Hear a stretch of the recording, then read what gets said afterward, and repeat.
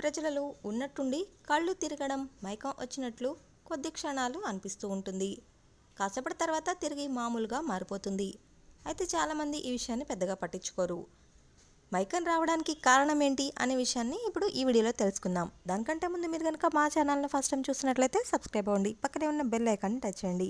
నేను చేసే ప్రతి వీడియో మీకు నోటిఫికేషన్ రూపంలో వచ్చేస్తుంది. లైక్ అండ్ షేర్ చేయడం మర్చిపోవద్దు. చాలాసేపు ఒకే చోట కూర్చొని హఠాత్తుగా లేవడానికి ప్రయత్నించినప్పుడు ఉన్నట్టుండి కళ్ళు తిరిగినట్లు అనిపిస్తుంది. కొంతమందికి నడుస్తున్నప్పుడు లేదంటే వేరే ఏదైనా పని చేస్తున్నప్పుడు ఒకేసారి మైకం కమ్మిన అనే భావన కలుగుతుంది. మన శరీరంలో ఏ చిన్న మార్పు జరిగినా దాని ప్రభావం మన ఆరోగ్యంపై ఖచ్చితంగా ఉంటుంది. చాలామంది అథ్లెట్స్ ఎక్కువగా వర్కౌట్స్ చేస్తూ ఉంటారు. వారి కెరీర్ కోసం వాళ్ళు అలా చేస్తుండగా దీనివల్ల గుండె పనితీరులో మార్పు వస్తుంది.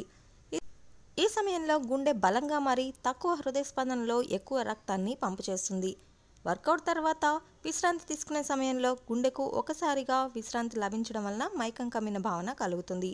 కొంతమంది రకరకాల కారణాల వలన తగిన ఆహారాన్ని తీసుకోకుండా చాలా రకాల ఫ్రూట్ జ్యూస్ తీసుకుంటూ ఉంటారు.